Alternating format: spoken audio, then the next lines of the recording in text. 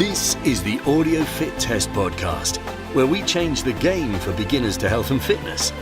No fads, no gimmicks, just solid advice that will get you results. In this episode, we talk about losing weight versus losing fat. Here's Jim of jimshealthandmuscle.com, a guy who once stood on a stage in front of a few hundred people wearing nothing but a bucket of fake tan and an alarmingly small pair of trunks. Hello, yes, this is Jim from jimshealthandmuscle.com and audiofittest.com, and yes, that is a true story. In this episode, we're going to look at the difference between a weight loss goal and a fat loss goal. Now, are they the same thing? Should you be looking to lose body fat or should you be looking to lose weight? Now, what's the right mindset to take as well? And what's the best course of action? So when it comes to health and fitness, many new starters will start off with a goal, and this goal will be to lose weight and get fit. Now, the term fitness isn't just the measure of your body weight. There are many ways to measure your fitness. There's flexibility, your cardio, stamina, your muscle strength, your muscle stamina, and the list goes on. Now, from my experience as a personal trainer, I'd say 8 out of 10 of my new clients would be looking for a personal trainer to help them lose weight. And the measure of their success was judged mainly by the scales. Now, I think this is pretty typical. But my approach is slightly different. I mean, I advise that if you're overweight, meaning that you have a high percentage body fat, you should look at the best way to lose body fat. Now, body fat, however, is weight. So if you shift your focus to losing body fat, then actually weight loss becomes a byproduct of your efforts. And this is the way it should be. So what's the difference between weight loss and fat loss? Well, the main difference in weight loss and fat loss is that if you focus solely on weight loss, this means you're not really fussy about where this weight goes from, as long as it goes. Knowing what I've done and the experience that I've had, this is a bit of a problem for me, as it means that whoever's trying to lose the weight, any body weight that is lost, whether it's from muscle, fat, water retention, or even a good haircut is technically weight loss. And so if this is the case, let's say you've got long hair down to your bum, and you go and get your hair cut, you step on the scales, that's weight loss. That's considered a win. You get dehydrated, for instance, you don't drink any water one day, that's weight. You step on the scales at the end of the day, that's weight loss, and that's considered a win. So when you look at it like that, weight loss is actually something that's less useful to someone who has a high body percentage of fat than it is to someone involved in competitive sports, for instance. An example of this is a bodybuilder or maybe a boxer that might need to drop a bunch of weight to get to a certain category so they can compete in their sport. Now, that's useful weight loss. So why is it a problem for me? See, I believe that it's possible to lose a lot of weight but to keep the same amount of body fat. To the uninformed, this would be considered, as I mentioned earlier, a win. And let's be honest, when most people say they want to lose weight, they really mean they want to lose fat. So in my own training and education on the diet side of things, I've seen and heard of many people who set out to lose weight with a certain diet. Now, these kind of diets where you eat pre-prepared meals or zero carb diets, or basically some form of nutrition deficiency, if you like. But I don't think that people should be sold on the idea that carbs are bad or fat is bad. Because if you're looking at the long-term lifestyle choice, you need these types of nutrition. But without going down that rabbit hole, if you run these types of diets without exercise, several things are going to happen. Now, 2 of the major points which I've seen happen in real life spring to mind right away. Now, 1, yes, you will lose weight, but this will probably be in the form of water or muscle mass. 2, because of this loss in water and muscle mass, you might become weaker and more frail than you were before. Not to mention that your body will not have lost the percentage in body fat that you were expecting. This means that you'll probably also lose energy and even put your posture at risk. I've seen that before. So if your muscles are weaker, you'll be leaving the bones and joints open to injury. I mean, yeah, that sounds like an extreme case, and it probably is, but it's a very real side effect of a starvation diet, in my opinion. Now, other things that are worth mentioning at this point is the fact that whether this is through exercise or diet, so if you go for long periods of starvation, for example, your body will learn to store the food that you give it for longer. So you effectively slow your metabolism down, meaning that you become less efficient at functioning, including burning fat. Now that's a body function. Now this is just a simple example, but there are actually ways to burn more fat through intermittent fasting, but for the purpose of this point, I'll not get into that just yet. I don't want to get too scientific, because if you're anything like me and you start to lose interest, you might glaze over. So the main takeaway for this point is that you should aim to fuel your body in a sustainable way that will allow it to function optimally. And this doesn't mean that you cut out useful forms of nutrition, such as carbs, for example. See, I've always thought, and I still believe, that the more lean muscle that you have, the more efficient you'll become at burning fat. So the term more lean muscle can put some people off, but this doesn't mean that having a lot of lean muscle means you have to be like Mr. Universe. But it means, in the simplest terms, that you should aim to build muscle and keep it, whilst also aiming to burn the fat stores away. And this way, you'll be reducing your body fat percentage whilst strengthening your muscles and developing a good strong posture, whilst also training your body to become more efficient. And yeah, that might sound like the holy grail to some people, but it's definitely worth looking into.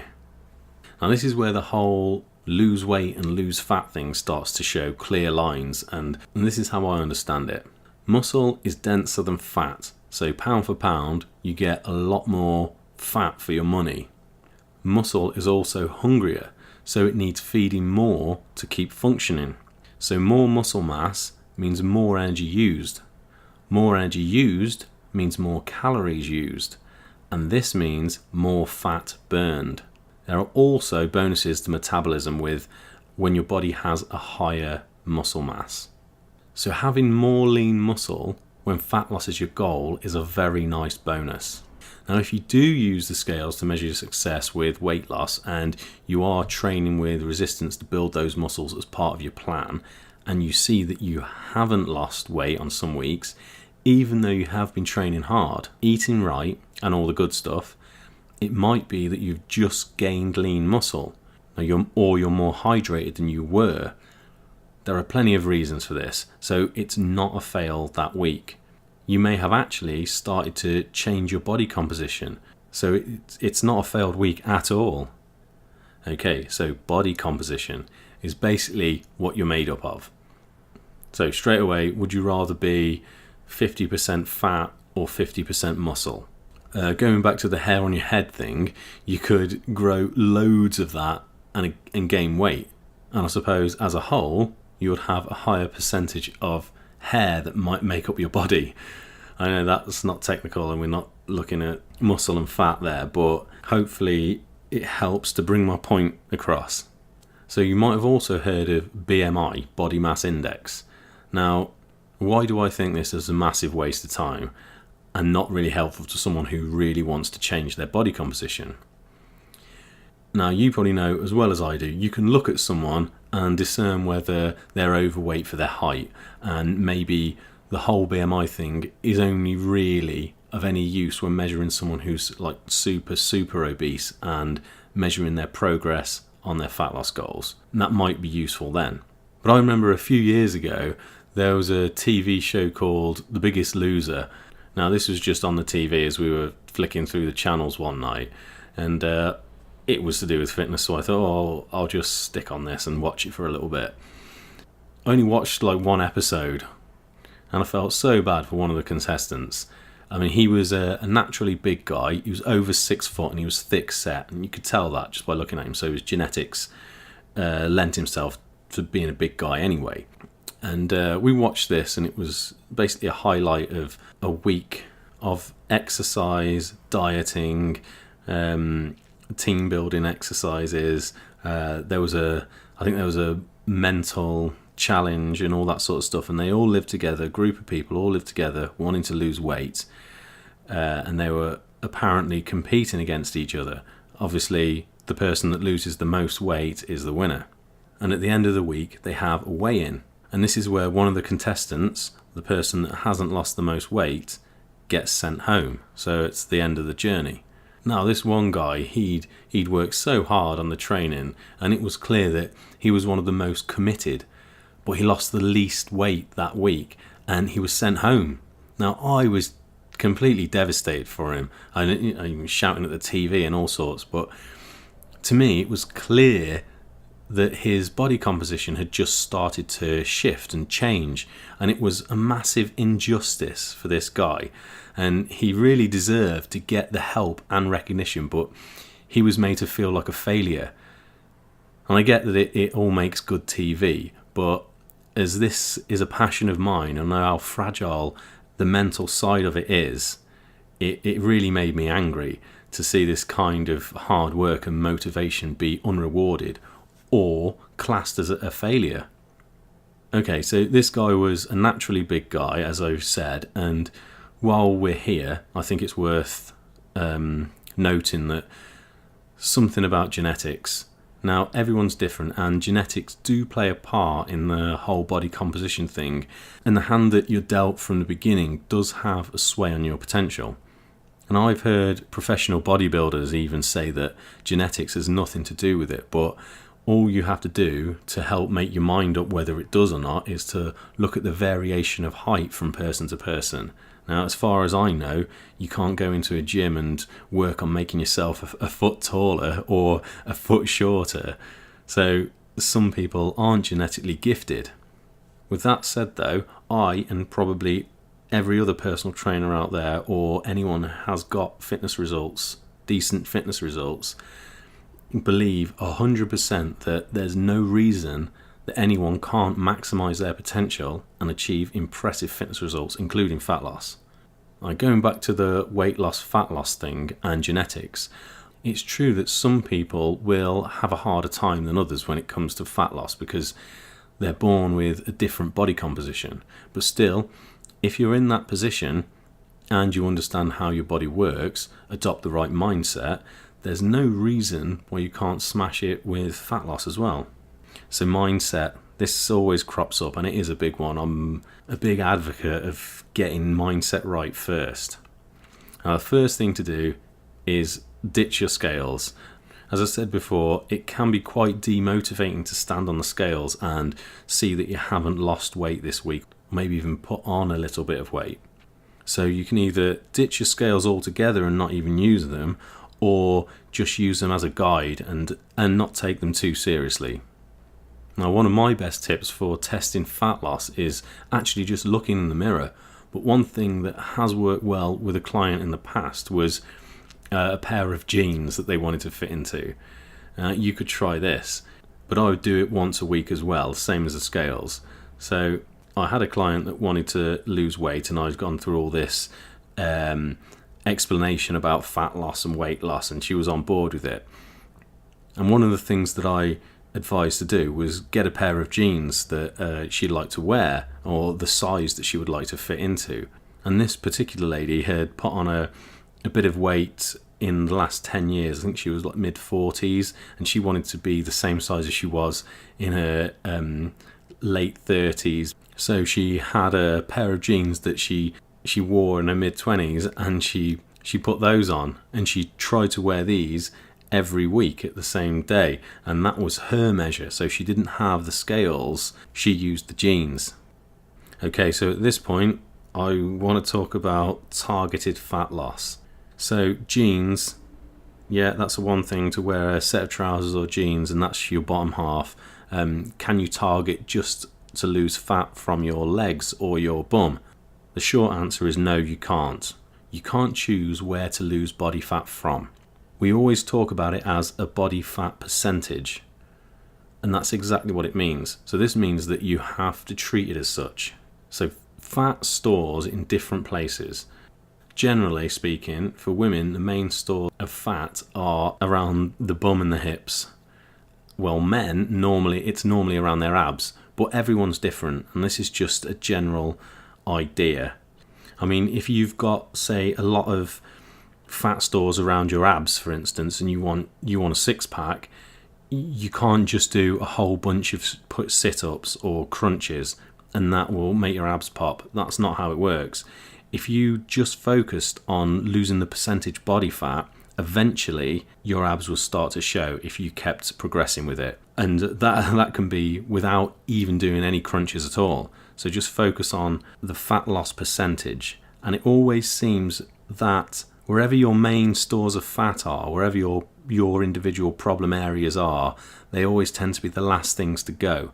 So it's worth sticking it out and progressing with your whole diet and training plan sustainably. And that's what this is all about. Sustainability. So you can do this for years and years and get progression year after year. So if you are actually starting out with a weight loss goal and you're listening to this, what should you do and how should you put this into action? So first of all, you need to understand that the actual weight loss is not half as important as you may have believed at first. You need to understand the aim is to lose fat and not weight. You should also aim to build and tone muscle. You don't have to be a bodybuilder for this, but remember that the more lean muscle means more efficient fat burning. Remember that muscle is denser than fat. So if you don't lose weight 1 week, even though you've put in the work, it doesn't necessarily mean you're failing. You may be doing better than you think. And also, don't take the scales too seriously. Use them as a guide, but don't measure your whole success by the scales or the reading on the scales. By all means, have a go, get an item of clothing that you used to fit into and you want to fit into again. That might work as well. If you're more scientifically minded, you might even want to look into calipers, and this actually measures the fat that you have actually on your body. Also remember that genetics might hold you back, but you can still win in the fat loss game. Just understand how your body works. You might have to research or change your mindset, but you can get awesome results whoever you are. So if you're looking for advice on weight loss, or you're even planning to go to a personal trainer and ask them for help losing weight, when they ask you, what are your goals? You should say, yes, well, I'm looking to reduce my body fat percentage whilst strengthening my muscles and developing a good strong posture whilst also training my body to become more efficient. Because this is what people probably mean when they say they want to lose weight and get fit. So thanks for listening, and I hope I've managed to keep this around the 20-minute mark. It feels like it might be a little bit longer, but please remember to visit theaudiofittest.com if this is your first episode you're listening to, and jimshealthandmuscle.com also. There's lots of free information on there, and also feel free to reach out. I'm always happy to help where I can. And I am a self-published author, and I've done everything from my laptop at home.